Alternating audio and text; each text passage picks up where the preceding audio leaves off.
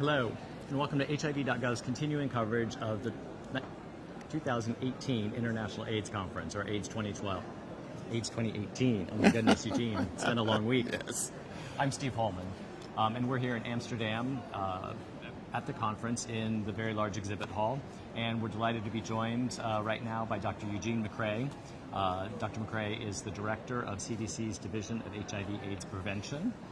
Welcome, Eugene. We're glad to have you today. Thank you. Thank you. Thanks for making time to join us. I know you've had a very busy week full of all sorts of presentations, some by your staff, some by other folks.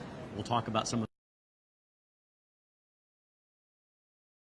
have questions of Dr. McCray about the things that we're discussing here.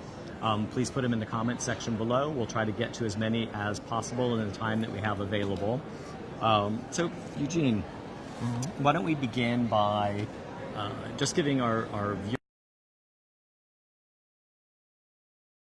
apart from CDC, Dr. Hank Tomlinson, who oversees the Division of Global HIV and TB, and you're his domestic U.S. counterpart, if you will, running a very large program involved with HIV prevention activities across the United States. And thanks again for having me here. So my division is really focused on HIV prevention, and we have 4 core strategies that we're addressing. And those 4 strategies are really preventing acquisition of new HIV infection, ensuring that and then the third is ensuring that everyone who's living with HIV is supported so that they can become virally suppressed. And then the 4th category is really supporting innovation and new tools, and part of it is response and what we are calling molecular surveillance to identify networks where there's active ongoing transmission and interrupting those transmission. And we do our work by really funding state and local health departments and community-based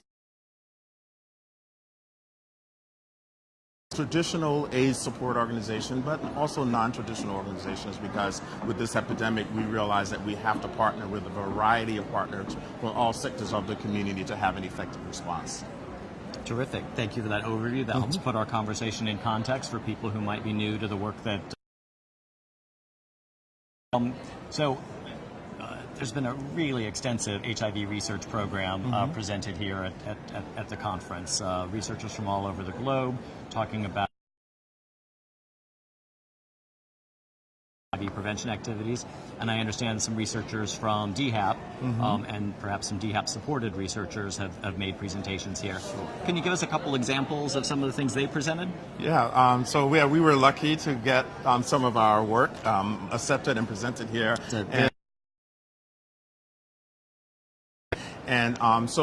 We presented on a number of things. I wanted to just highlight 2 things that we talked about. One of them is the study that we did collaboratively with Emory, and as I say, we have to partner with a number of different individuals focused on evaluating the impact of PrEP, that is PrEP, which is TDF, FTC, which is tenofovir emtricitabine, on HIV diagnosis from 2012 to they looked at HIV diagnosis data from 2012 to 2016 in all 50 of the U.S. states and the District of Columbia, and they also looked at PrEP utilization or uptake in those states. And basically, what the results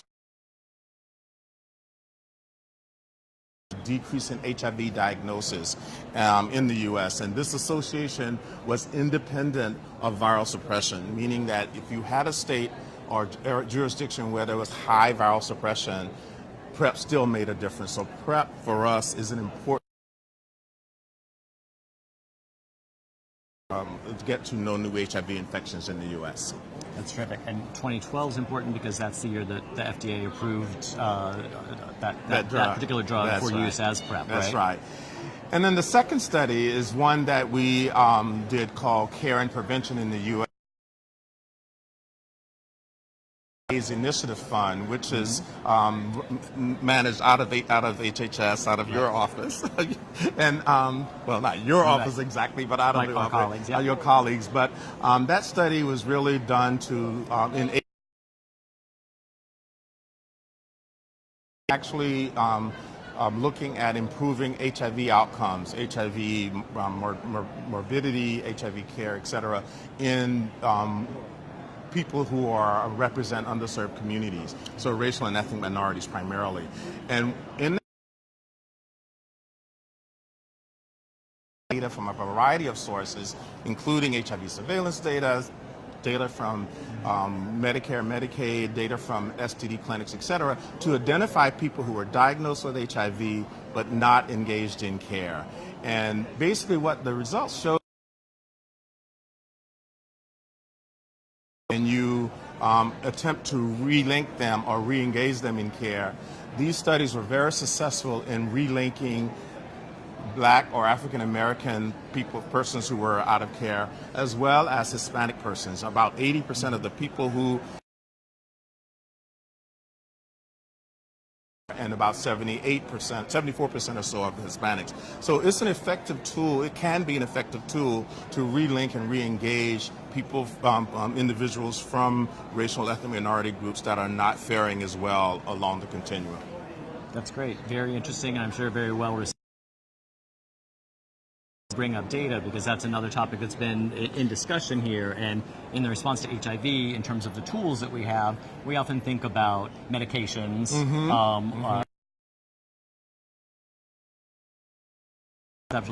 Many people don't often conceptualize data as one of the tools that we have. Yeah. But you guys are making really good use of that in that example and some of the other work that I know that you're doing. So in both of these cases, Eugene, we've got some positive news on the impact of PrEP, and some lessons from the ability to successfully relink people who have left HIV care to care. What are some of the implications of either of those for people who are living with HIV that way? Right. So for people who are living with HIV, I mean, we think data to care is critically important. We know that from a number of the studies that have been done already, and from work that we've done and others have done, if you can get a person engaged in care and get them the partner, and they stay and remain healthy. So getting people into care, keeping them engaged in care, and sustainably virally suppressed is critically important for the health of the individual and for preventing HIV transmission. So be cognizant of the fact that the systems that failed these individuals in the first place is a system that we're sometimes trying to re-engage them in. So we need to also look at the systems and make sure the health system that we're trying to get them back engaged in is the right system for them. HIV, we know that PrEP is an effective intervention. If used correctly, we know that it can prevent transmission prevent sexual transmission at about around 94-96%. And it's a very effective tool. So making sure people PrEP and want to use it is critically important, but we still have to pay attention to primary prevention, because PrEP is not for everyone. Right. Young people have many challenges, and so we need to continue to remember that condoms are effective and can be effective in preventing HIV transmission, but we also need to think about the other tools that are available to help us prevent HIV beyond PrEP. Terrific, thank you. And if you're just joining us, this is part of 2018. We're joined here with Dr. Eugene McCray from CDC's Division of HIV/AIDS Prevention. If you have questions for Dr. McCray about HIV prevention, let us know in the comments underneath the video, and we'll try to get to those questions as we go along. So, Eugene, there's been more than 500. But there's 500 in the program book. There's just an amazing array of things to choose from. I'm wondering, in addition to the research that was done by your colleagues at DHAP, have you sat in on any sessions or heard discussions or otherwise got your attention? Yeah, well, there's a lot that has gotten my attention, and for me, I've sort of all the sessions that I've gone to and the posters that I've looked at. You're right, it's overwhelming, but there are some themes for us in the U.S. and things that are being very effective globally. And one of the themes that I want to sort of highlight is this whole the idea is of us still having a prevention crisis globally and in the U.S. And the reason I say that in HIV incidence in the U.S., that curve is beginning to flatten. And what we know from the data, and we're seeing this globally as well, is that there are certain populations that are being left behind. And in the U.S., it's particularly and transgender persons, primarily transgender women. And in the U.S., unlike in other parts of the world, we've had really tremendous success in decreasing HIV incidence in persons who inject drug. But those among persons who inject drugs are all being threatened now by the opioid epidemic that we're having in the U.S. So, and I mentioned that because the other theme that has been really important in this conference in the U.S. is this idea that we really need to think about addressing HIV in the context of other global problems. The addiction, the drug-using epidemic that we're seeing in Eastern Europe, et cetera, being another, because in those places HIV is increasing, it's primarily being drug. So looking at HIV holistically and thinking about all of the other global diseases that we need to be concerned about is really important, and that has been highlighted here. The other thing that I want to mention is this whole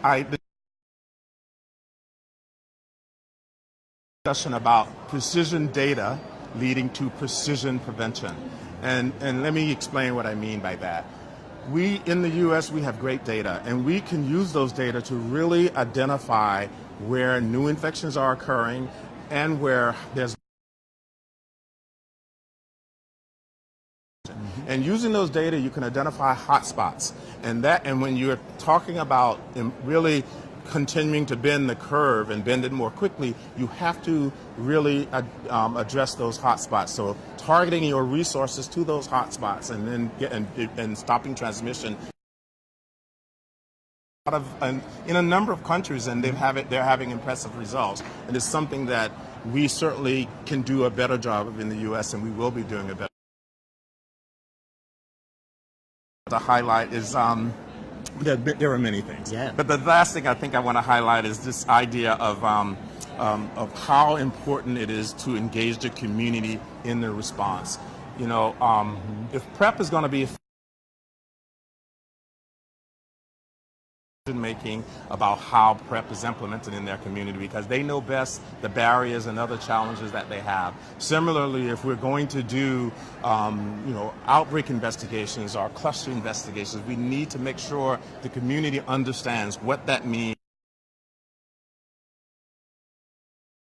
Get the work done. So community engagement, community-led decision making is critically important. And so they're emphasizing a lot of things that we sort of know already, but we don't necessarily practice consistently in the way we do our work.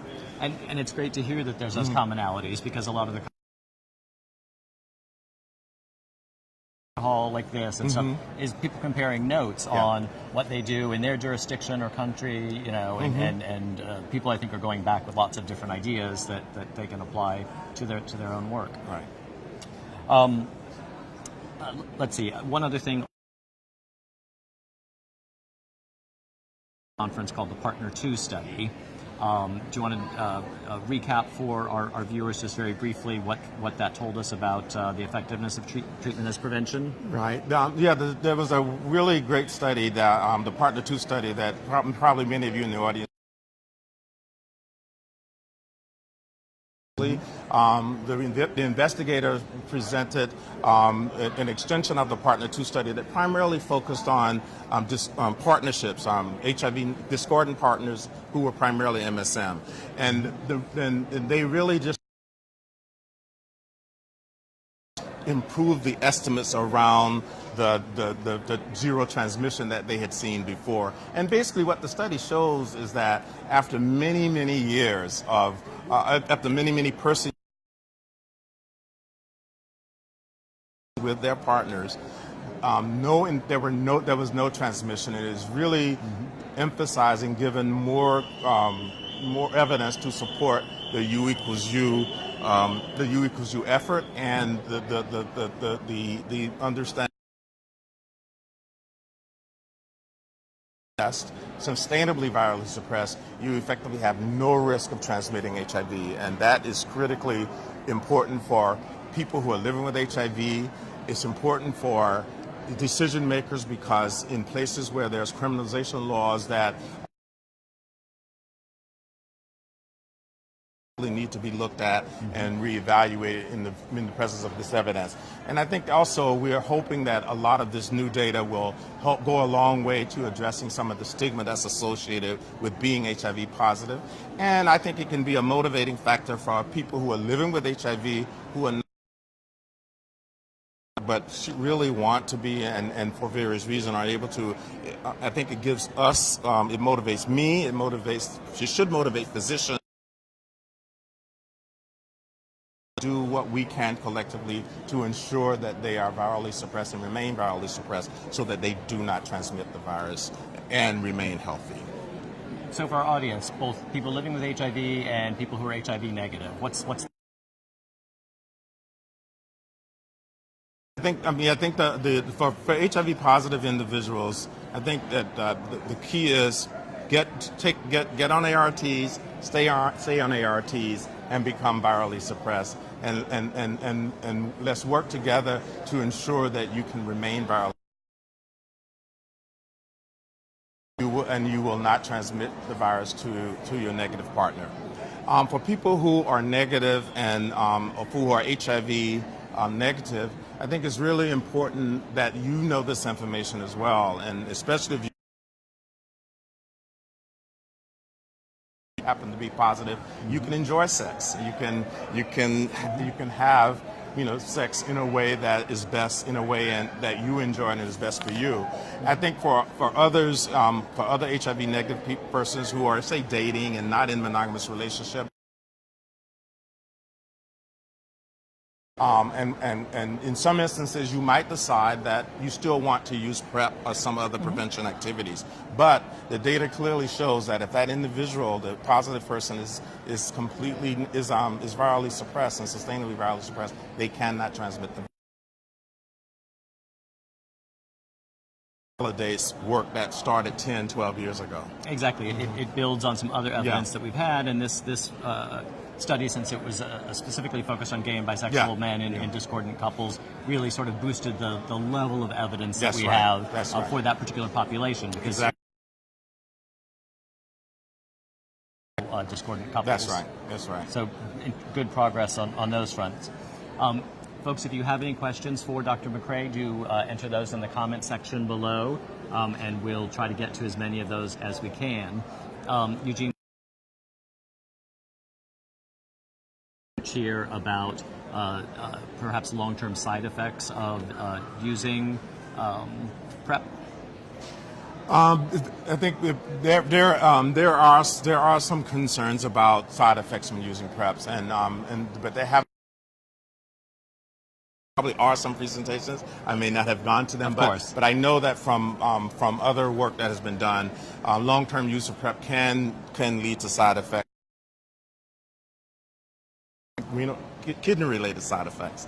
I'm trying to avoid using too technical terms. Yeah, I understand. Kidney-related side effects, but the side effects are really minimal, and PrEP is very safe to use. PrEP. In the U.S., you're required to go in every 3 months to get screened for STDs, to get sexually transmitted diseases, to get screened for HIV, and to get your renal function monitoring, I think, was very important, and it really can help detect any complications that you may be experiencing from the drug early on, but the side effects are really minimal. And as we move forward, there will be even safer preparations that can be used for pre-exposure prophylaxis. Great. So we had another viewer question that came in. And out of a conference like this in their work, and I would add maybe a corollary is what efforts are underway to help move that research from places like this and those of us that get to attend to a broader audience in the States. I think, fortunately, are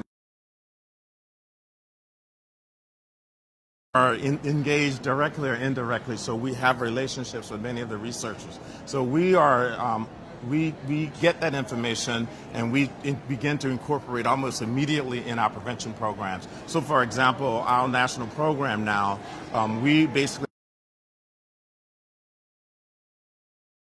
we're asking all our jurisdictions to support PrEP implementation, and so that's a part of our national program. We're not doing demonstration projects anymore. We're actually implementing PrEP as a program.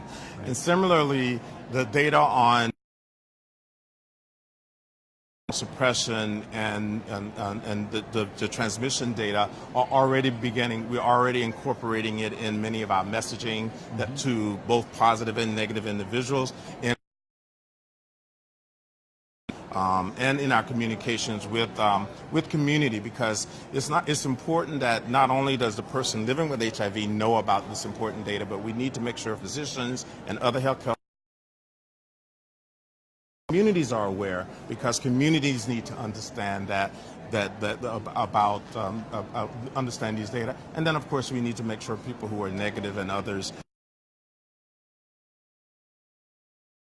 and supporters of people living with HIV know this information. And so I think it's very empowering and will go a long ways to helping address some of the stigma related to HIV. Right.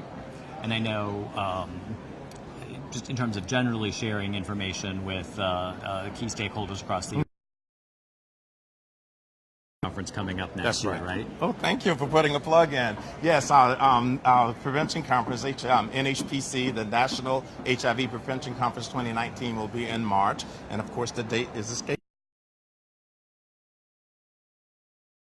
But and this conference really brings together community, academia, health departments, et cetera, to talk about a lot of the new data and how we are incorporating that data into our program and practices, and how the communities should be thinking about incorporating it into.